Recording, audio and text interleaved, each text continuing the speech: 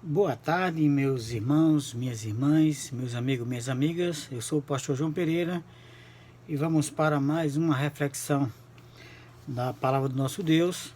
Eu quero convidar vocês a abrirem suas Bíblias no livro do profeta Jeremias, no capítulo 4. Vamos ler do versículo 1 ao versículo 4, que diz assim a palavra do nosso Deus: Se voltares, ó Israel, diz o Senhor, volta para mim, e se tirares as tuas abominações de diante de mim, não andarás mais vagueando. E jurarás, vive o Senhor na verdade, no juízo e na justiça, e nele se bendirão as nações, e nele se gloriarão. Porque assim diz o Senhor aos homens de Judá e a Jerusalém: Preparai para vós o campo de lavoura, e não semeeis entre espinho. Circuncidai-vos ao Senhor e tirai os prepulsos dos vossos corações. Ó homem de Judá e habitantes de Jerusalém, para que o meu furor não venha a sair como fogo e arda de modo que não haja quem o apague por causa da malícia das vossas obras. Vamos orar. Senhor Deus, oramos nesse momento pedindo a direção do Espírito Santo para que possamos compreender essa mensagem, que todos que estão assistindo esse vídeo, Senhor Deus, possam ser edificados, transformados pela vossa palavra. Nós oramos em nome de Jesus. Amém. Então, meus amados irmãos, amadas irmãs, amigos e amigas, hoje nós vamos falar sobre a reforma espiritual. Nós podemos ver aqui no livro do profeta Jeremias. Jeremias, ele foi um profeta jovem, né? Ele começou seu ministério profético ainda jovem, e ele profetizou no reino de Judá, no reinado de Josias, Joaquim, Jeconias e Zedequias. E ele começou então o seu ministério no reino de Josias, que foi um bom rei, né? Não foi no ano de 639 a.C., e esse rei Josias, ele foi um rei que iniciou uma reforma espiritual no meio do povo. O povo estava já afastado de Deus por consequência das atitudes de seu pai Manassés. E então Josias ele começa então uma reforma no meio do povo de Israel, do povo de Judá. E ele então, nessa reforma, ele convocou o povo para ouvir a palavra de Deus. Primeira atitude, ele convocou todas as pessoas, isso de adulto a criança, para ouvir a palavra de Deus. Ele mandou tirar todos os ídolos que estavam no templo e tudo que fosse de objeto dedicado a deuses estranhos que estavam no templo de Jerusalém. Ele mandou tirar tudo isso. Ele convocou o povo para ouvir a palavra. Ele destituiu os sacerdotes que antes trabalhavam para os ídolos. Ele mandou destituir esse sacerdote. Ele derrubou todas as casas que eram dedicadas também para a idolatria, destruiu os altares, os lugares altos que eram dedicados também ao culto pagão. E ele também fez uma reforma geral, tirando tudo que fosse dedicado ao deus Baal, que os altos onde ele mandou derrubar era o lugar onde se adorava a Baal e a natureza, né? Principalmente a personalidade de Baal, que era como se fosse um deus que trabalhava em favor da natureza, né? O deus da fertilidade. Então, meus queridos, aqui nós podemos ver que a reforma espiritual pelo rei Josias, ela durou também um pouco. Ela não durou tão muito, não, durou pouco sobre o povo, porque após a sua morte, o povo então começou a entrar em ruína espiritual.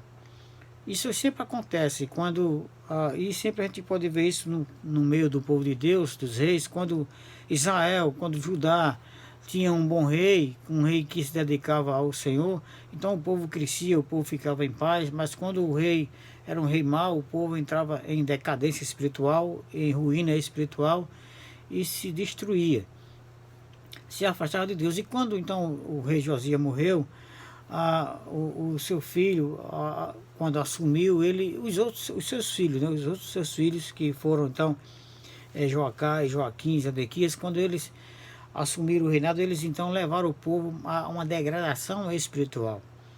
O povo chegou a uma situação lamentável na sua vida espiritual. E Jeremias, ele, mesmo após a morte de José, ele continuou como profeta em Judá. Mas ao invés de ele ser ouvido, porque ele alertava para o juízo de Deus sobre o povo se continuasse na situação espiritual em que estava, ele alertava então para que o povo se voltasse para Deus. E ele orava, ele pregava para o povo, mas ao invés de ele ser ouvido, ao contrário, ele foi então hostilizado pelos reis, hostilizado pelos povos e sofreu, chegou a ser preso, chegou a ser jogado numa cisterna, porque ele pregava a palavra de Deus, né? E foi até acusado de traição, ele chegou a ser até acusado de traição. E um dos reis, mesmo depois que Jeremias escreveu uma mensagem para o povo, e essa mensagem foi lida para o povo, uma mensagem de arrependimento, uma mensagem que Deus havia mandado que o povo tomasse conhecimento. Quando essa mensagem chegou nos ouvidos do rei, então o que foi que ele fez? O rei, ele cortou o rolo, o rolo da palavra de Deus e ainda queimou. Ele, além dele, o rei Joaquim, ele cortou o rolo da palavra de Deus, ou seja, o texto, né, que Jeremias mandou para o povo, que Deus mandou que Jeremias escrevesse. E o rei então, depois que ouviu as palavras, ele não deu atenção, mas ele rasgou, cortou o rolo de canivete e ainda jogou no fogo, né? Mas Jeremias, mesmo assim, ele tinha um coração compassivo com o povo. Ele orava, como eu já havia dito, ele orava, ele se lamentava, tanto que alguns chamam até do profeta chorão. Ele era um profeta que chorava muito, mas não porque ele chorava por qualquer coisa, mas ele chorava lamentando pela vida espiritual do povo. É porque o povo havia se arruinado. Nesse mesmo capítulo aqui, 4 de Jeremias, no versículo 10, diz: então disse eu, Senhor Deus, verdadeiramente enganaste grandemente a este povo e a Jerusalém, dizendo, tereis paz, pois a espada penetra-lhe até a alma. Ou seja, o povo estava arruinado espiritualmente. Por quê? Porque os profetas que haviam profetizado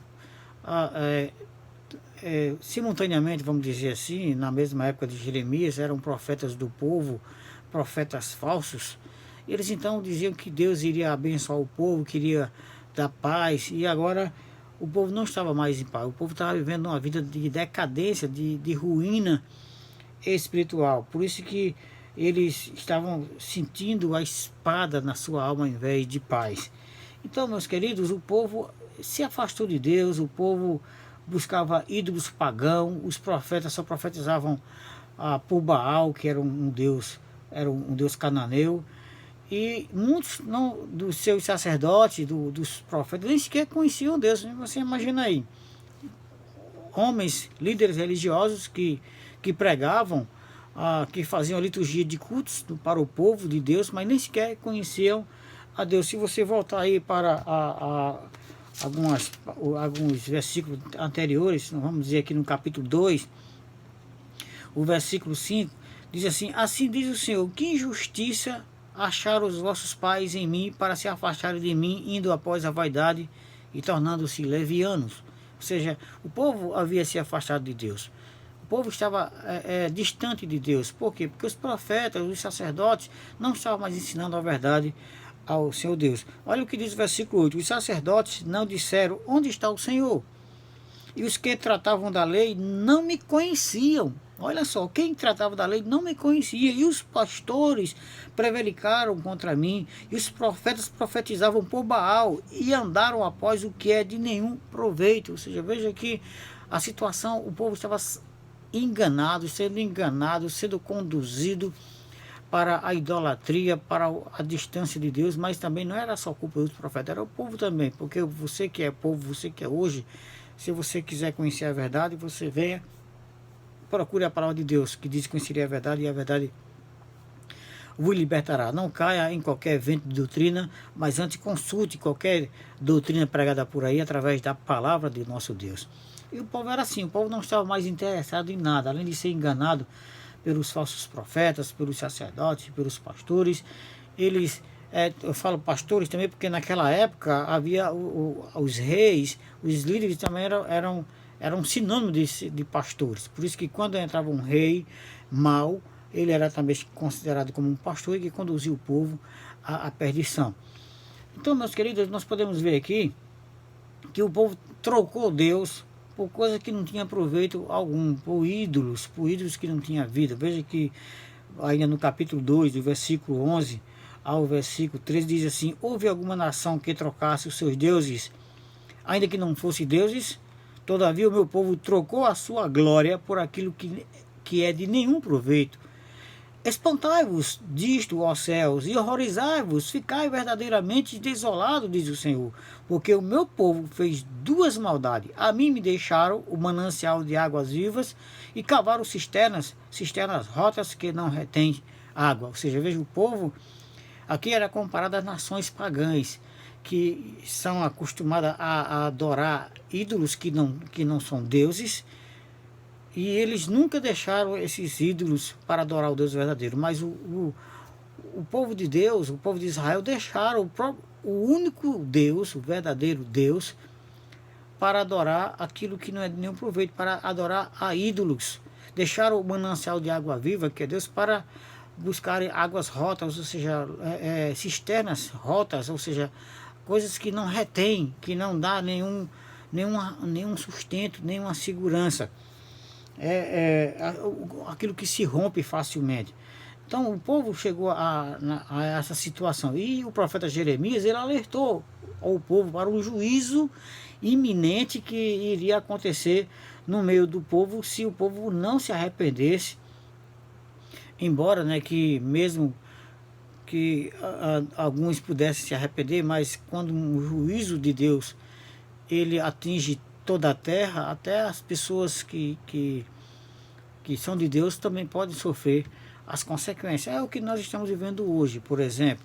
Quem não quiser acreditar, quem não quiser achar que isso é coisas com relação à mão de Deus, mas o mundo inteiro hoje está vivendo uma pandemia. Eu vejo isso como um peso da mão de Deus, como um certo tipo de castigo. Mas a culpa é da China, os chineses foi quem... Ora, Deus, ele usou a Babilônia para escravizar o próprio seu povo, o povo de Israel. Ora, Deus pode usar qualquer país para então executar o seu plano, né, o seu julgamento contra as nações. E é o que nós estamos vendo hoje. Um vírus que está assolando as nações, muita gente está morrendo, pessoas conhecidas, né? Eu perdi colegas de trabalho, policiais militares que entraram na polícia comigo, eu perdi esses colegas. Perdemos pessoas que trabalhavam conosco. É muito triste, muitas pessoas perderam seus familiares, e esse vírus está destruindo muita gente. Então nós estamos vivendo uma época de desolação, uma época de juízo de Deus sobre toda a humanidade. Mas ainda há salvação, meus irmãos. Deus quer reverter esse quadro. Deus quer salvar a sua vida, Deus quer salvar a sua família. Deus quer que você volte a ter uma vida de paz, uma vida de segurança. Mas é preciso que se tomar algumas atitudes. O mundo precisa tomar algumas atitudes. Então, você pode ver aqui, voltando para o capítulo 5, que mesmo depois quando Deus lança o seu juízo, nós também sofremos, porque muitos crentes também já morreram. Há pastores que estão sofrendo, pastores que estão doentes, homens de Deus, mulheres de Deus que estão doentes, homens que são crentes, mulheres que são crentes, estão sofrendo também. Ou seja, o mal atinge todo mundo. Você pode ver aqui no versículo 26, se você voltar aqui para o capítulo 4, o versículo 26 ao 28, diz assim: vi também que a terra fértil era um deserto, e todas as suas cidades estavam derrubadas diante do Senhor, diante do furor da sua ira.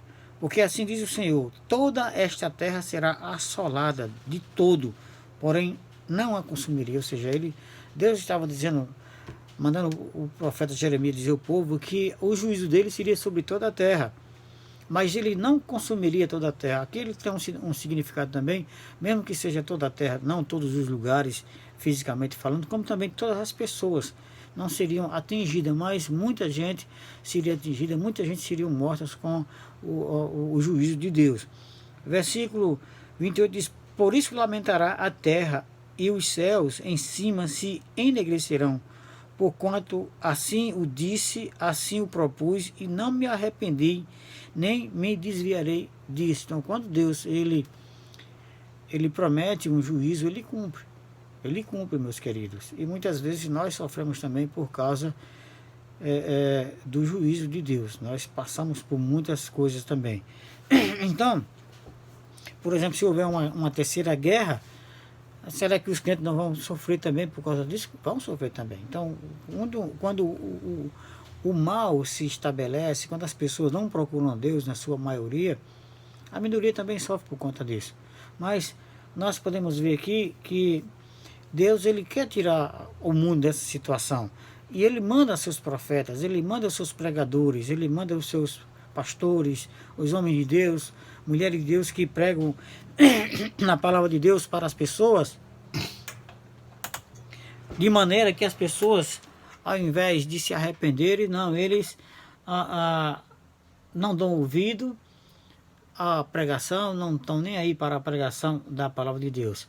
Então, nós podemos ver aqui que Jeremias, ele mostra que era necessário uma restauração da aliança do povo com Deus.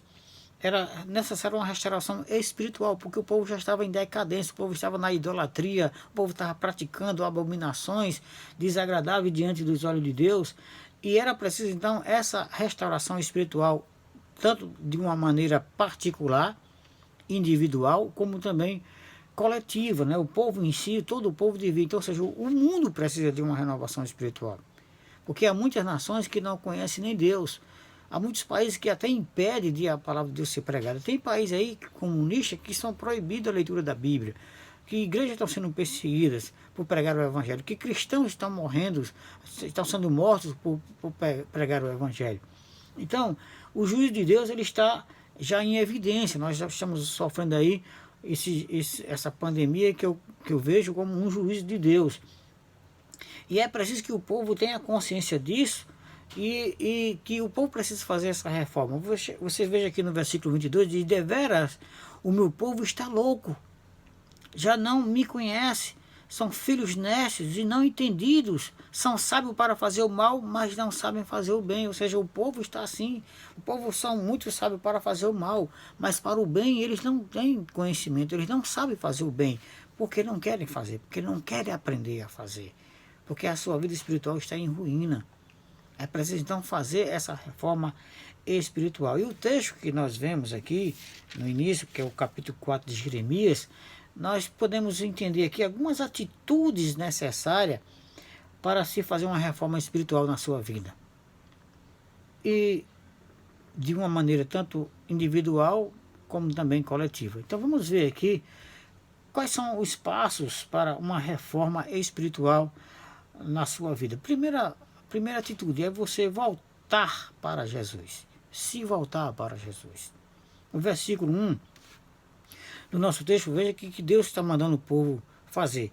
Se voltares, ó Israel, diz o Senhor, volta para mim, e se tirares as tuas abominações de diante de mim, não andarás mais vagueando. O povo estava vagueando, o povo não tinha rumo. Então a primeira atitude aqui para a sua vida espiritual ser renovada é voltar-se para Deus. Então talvez você que é crente, né, tenha se distanciado de Deus, do Senhor Jesus Cristo, tinha ido em busca de outras coisas que o satisfizesse, porque tem muita gente que diz: eu quero conhecer o mundo. Eu tive uma vez uma conversa com uma jovem, e um jovem também, né, e quando eu fui conversar com eles, que eles estavam sem vir aos cultos, e quando eu fui conversar com eles, disseram: não, eu quero conhecer o mundo, eu quero ter uma experiência com o mundo. Então tem muita gente que se afasta de Deus e busca aquilo que vai satisfazer. Eles queriam satisfação no mundo, né? E o resultado disso é uma vida espiritual decadente, uma vida espiritual fria, arruinada, e depois a consequência é uma vida sem alegria, sem paz, sem Deus, e ainda o juízo, né, de Deus sobre a sua vida, ou seja, os castigos de Deus sobre a sua vida. Então você precisa fazer uma reforma espiritual na sua vida, e a primeira atitude é essa, é se voltar para o Senhor Jesus Cristo. Ainda aqui no livro de Jeremias, no capítulo 3, se você for ler comigo aqui o versículo 22 e 23, diz assim: voltai, ó filhos rebeldes, e eu curarei as vossas rebeliões. Eis-nos aqui, vimos a ti, porque tu és o Senhor nosso Deus.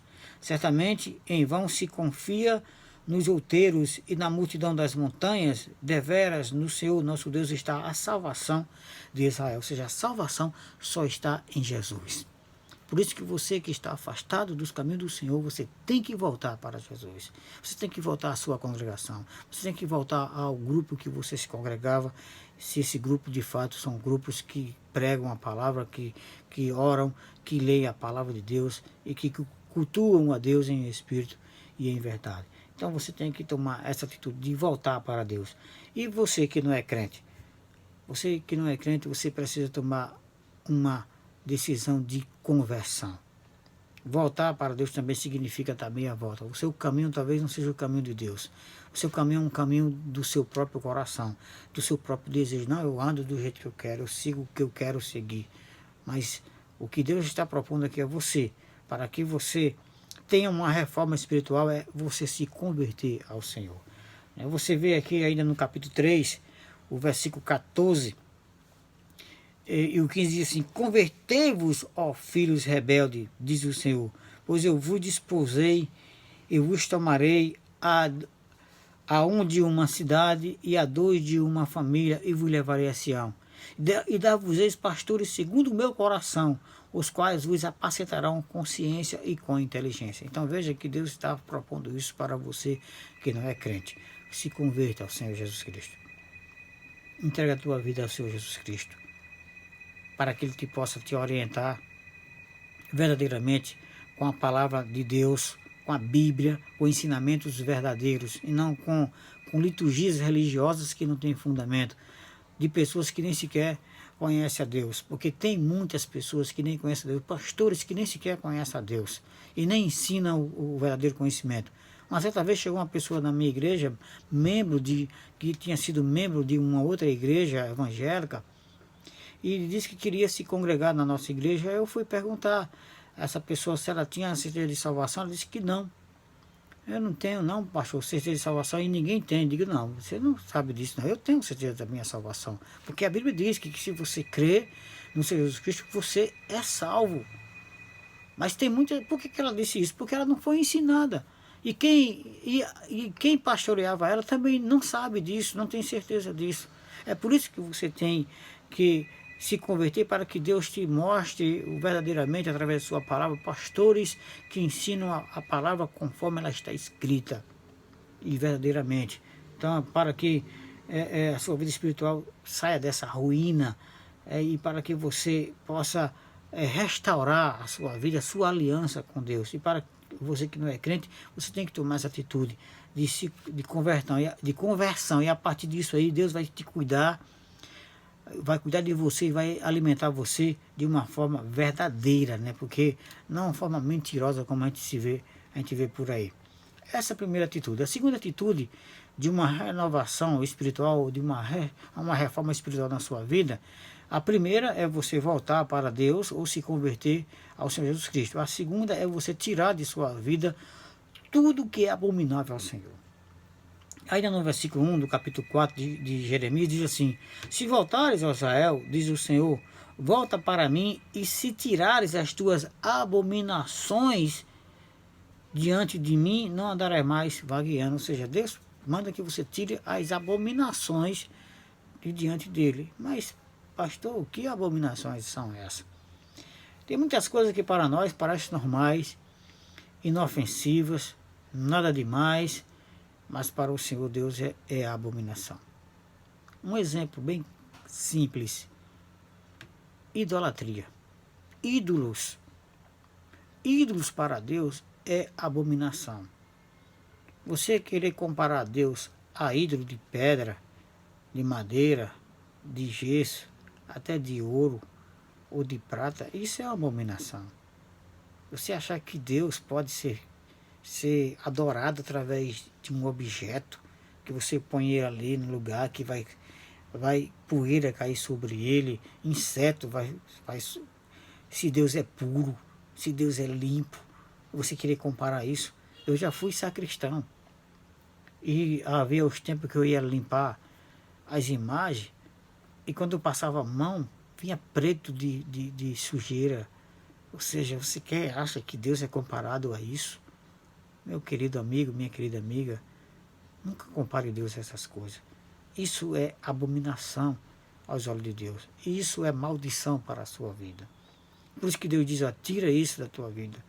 Tira os ídolos da tua vida. Porque isso é abominável a Ele. É abominação diante de Deus. Se você passa aí algumas páginas, vai para o capítulo 8 de Jeremias, o versículo 19, ele diz assim: eis a voz do clamor da filha do meu povo, de terra muito remota. Não está o Senhor em Sião? Não está nela o seu rei? Porque me provocaram a ira com as suas imagens de escultura, com vaidades estranhas. Veja que Deus está aqui reclamando com o povo porque provocaram ele a ira com imagem. Então, se você tem um ídolo e que acha que isso representa uma religiosidade para você, que representa um Deus ou um santo para você, você está sendo abominável diante de Deus. Isso é abominação. Você está provocando Deus a ira. Então, se você quer fazer uma renovação espiritual na sua vida, tira essas abominações diante da sua vida. Mas porque foi um presente da minha avó, que era da religião A, da religião B. Porque foi uma coisa, uma lembrança. Meu amigo, não deixe essas maldições na sua vida, dentro da sua casa. A gente já viu isso lá em Deuteronômio capítulo 7, lá no finalzinho de Deuteronômio 7, diz que não ponha abominação na sua casa, maldição na sua casa, para que você não seja como ela. Né? Eu vou ler só para você lembrar aqui o que é que Deus fala aqui sobre as imagens de escultura. Né? Então, para você ter ideia aqui, o quanto isso é perigoso para você colocar na sua casa. Deuteronômio capítulo 7, versículo 25 diz: as imagens de escultura de seus deuses queimarás a fogo. A prata e ouro que estão sobre ela não cobiçarás, nem os tomarás para ti, para que te não enlaces, pois abominação é ao Senhor teu Deus. Não porás, pois, abominação em tua casa, para que não sejas anátema, ou seja, maldita, assim como ela, e de todo a detestarás, e de todo a abominarás, porque maldita é, ou anátema é. Então, precisa explicação maior do que essa.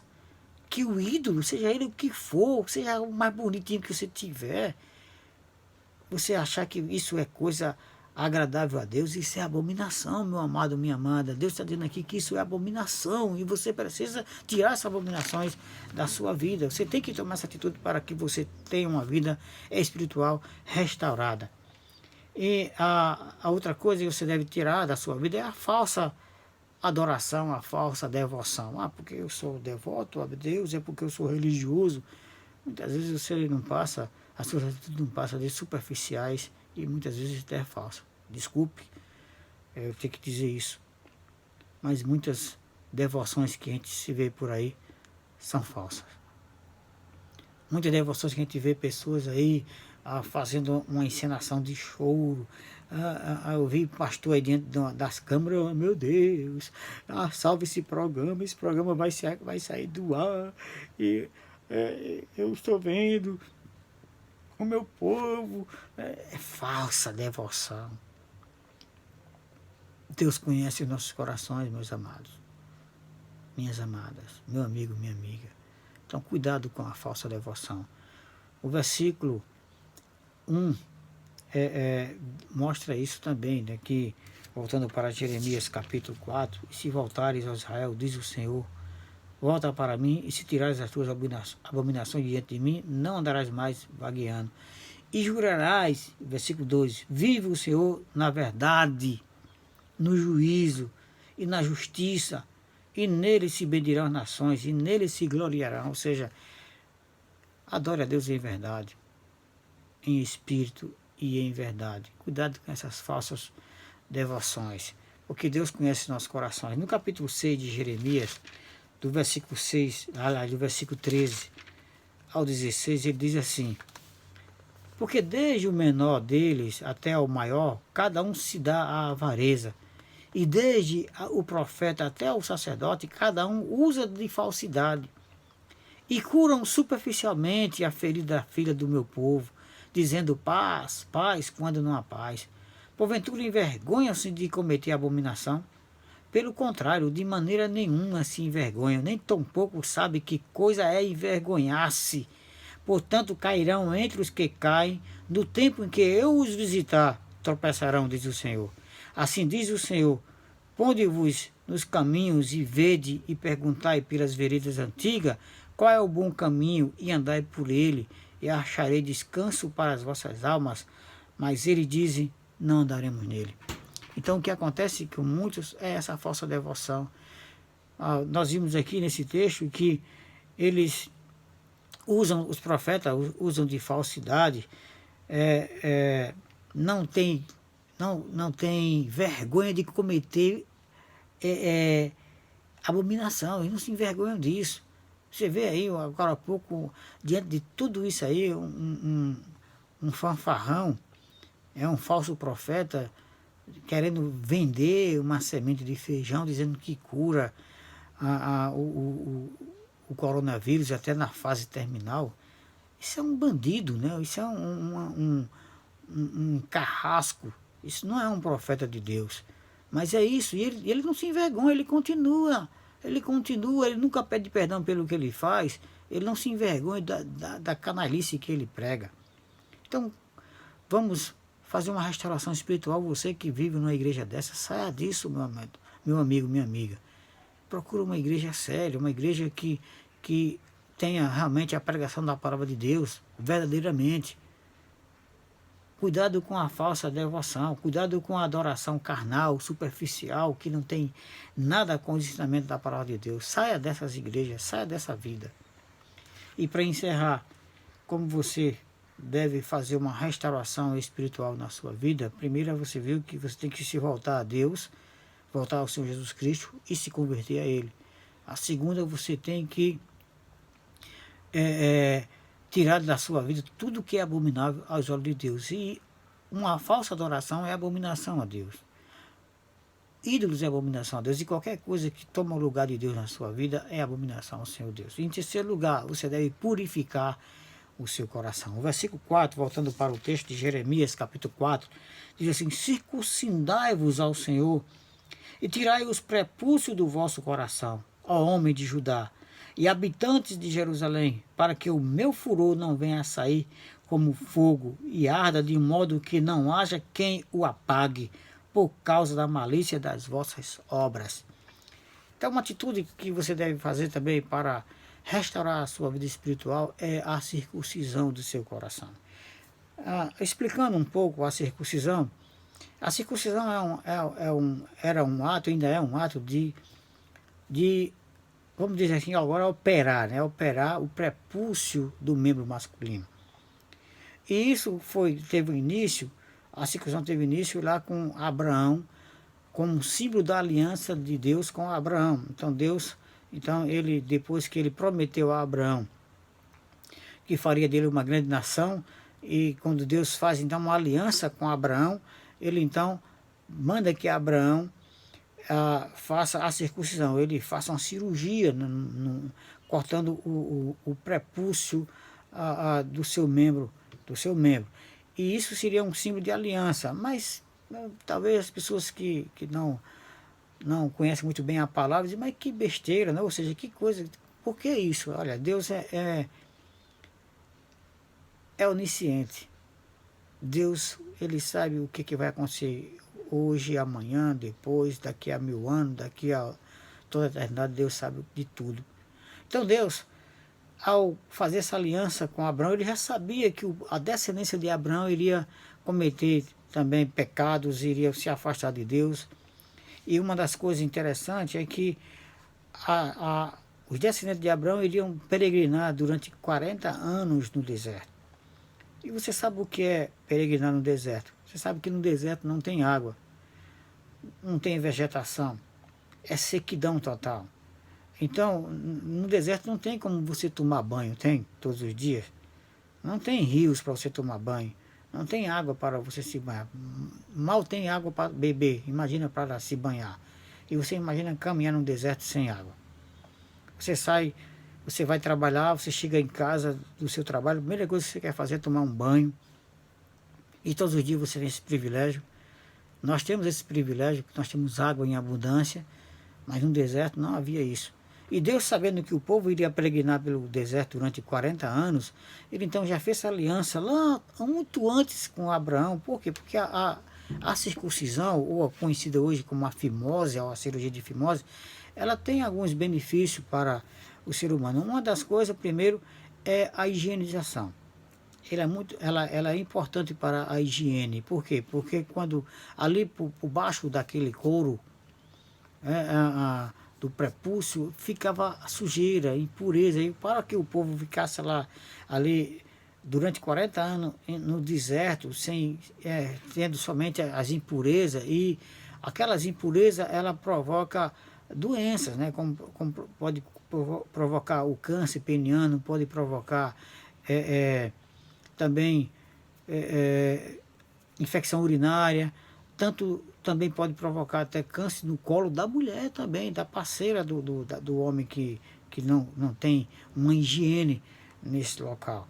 Então veja que Deus é maravilhoso, ele já fez essa aliança lá atrás com o povo, com Abraão, porque sabia que o povo iria precisar dessa situação, dessa higienização, para chegar então à terra prometida, para que chegasse então na terra que ele prometeu a Abraão e ao seu descendente, né? Ou seja, o descendente de Abraão. Então, e outra coisa interessante, é o 8º dia que deveria toda criança ao nascer tem que ser circuncidada ao 8º dia. Por que o 8º dia? Eu já havia pesquisado, diz que no 8º dia de nascimento é onde o ser humano ele está na sua maior capacidade de anticorpos, ou seja, nesse 8º dia o homem está mais fortalecido para se recuperar de qualquer corte, de qualquer coisa que possa então afetar a sua saúde. Então veja como Deus é onisciente e ele preparou tudo isso. Então era necessário fazer essa circuncisão. Então após o homem, se o homem quer se restaurar espiritualmente, após ele voltar para Jesus e se converter ao Senhor Jesus Cristo, tirar as abominações de sua vida, e de agora em diante ele tem que fazer o quê? Uma purificação do seu coração, ele tem que fazer uma circuncisão no seu coração, ele tem que circuncidar o seu coração, ou seja, tirar aquilo que mantém a sujeira dentro do coração, porque a circuncisão é cortar o prepúcio que mantém a sujeira por baixo. Então a circuncisão espiritual é você tirar aquilo que está sujando o teu coração. O versículo 14, ainda aqui do capítulo 4 de Jeremias, diz: lava o teu coração da malícia, ó Jerusalém, para que sejas salvas. Até quando permanecerão no meio de ti os pensamentos da tua iniquidade? Então veja que a circuncisão é isso, é uma lavagem, é uma purificação do seu coração, é limpar o seu coração das sujeiras, né? Então que é o ato de cortar o prepúcio e é um ato de cortar a sujeira do seu coração. É um símbolo de aliança com Deus que começou com Abraão e até a sua descendência. E a nossa mente, meus queridos, a nossa mente ela é má continuamente. A nossa mente ela é má e se nós não dependêssemos de Deus, nós estaríamos fritos, né? Nós dependemos de Deus para seguirmos em diante. Então, para que você possa seguir com Deus, é preciso que você purifique a sua mente. E a nossa mente é má continuamente. E se nós não dependermos de Deus, se não seguirmos os seus conselhos, não podemos jamais ter uma mente pura. Por isso que a Bíblia diz que nós devemos então fazer a circuncisão do nosso coração. No versículo 18 diz: o teu caminho e as tuas obras te fizeram estas coisas, esta é a tua maldade, e amargosa é que te chega até o coração. Ou seja, tudo que a gente pratica de mal, nós somos má. A Bíblia diz lá em Gênesis capítulo 5 que a nossa mente é má continuamente, que nós temos um coração má continuamente. Até a criança, desde a nossa criancice, nós já somos má. Então, não queremos, não adianta dizer, eu sou bonzinho, não, nós somos má. Então, por isso que é preciso fazer uma purificação de sua mente. Tirar de sua mente aquilo que te destrói espiritualmente, que te arruína espiritualmente. É isso que você deve fazer para uma restauração espiritual. É preciso que a gente faça um corte no prepúcio do nosso coração, para que nós possamos ser limpos diante de Deus e purificado com a sua palavra, porque é com a palavra de Deus que somos purificados. É o que diz o Salmo 119, versículo 9. Com que purificará o jovem o seu caminho? Observando-o conforme a tua palavra. Então, só isso, meus amados, minhas amadas, os passos, meus amigos, minhas amigas, para a restauração ou a reforma espiritual. É se voltar para Jesus, se convertendo também a Ele, tirar todas as abominações diante de Deus da sua vida, purificar o seu coração.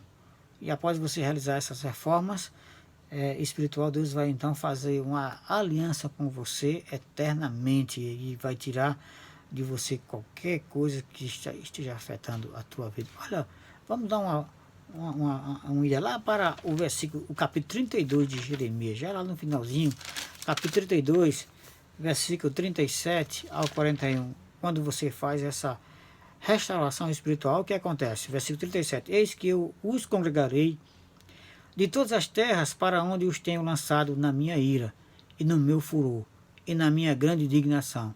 E os tornarei a trazer a este lugar, e farei que habite nele seguramente.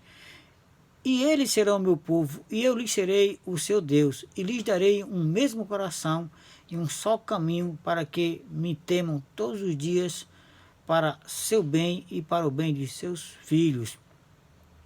E farei com eles uma aliança eterna, de não me desviar de fazer-lhes o bem, e porei o meu temor nos seus corações, para que nunca se aparte de mim. E alegrar-me-ei deles, fazendo-lhe bem, e plantá-lo-eis nesta terra firmemente, com todo o meu coração e com toda a minha alma. É o que Deus vai fazer com você, quando você decide fazer uma reforma espiritual na sua vida. Então, comece agora essa reforma espiritual. Volte para Jesus. E se você não é crente, se converta agora ao Senhor Jesus Cristo. Entregue a sua vida a Ele agora, para começar essa reforma. E tire as abominações da sua vida, purifique o seu coração com a palavra de Deus, com os ensinamentos da palavra de Deus. Que Deus te abençoe, que Deus abençoe a sua família, que Deus salve a sua família, que proteja contra essa pandemia, esse vírus que está assolando todo o planeta. Deus te abençoe. Obrigado, Senhor, pela vossa palavra, e abençoa a todos que assistiram esse vídeo. Cura, Senhor, os enfermos e protege aqueles que estão ação, Senhor Deus, para que esse vírus não os acometa, mas que o Senhor os guarde de todo mal. É em nome de Jesus que nós oramos. Amém. Que Deus abençoe.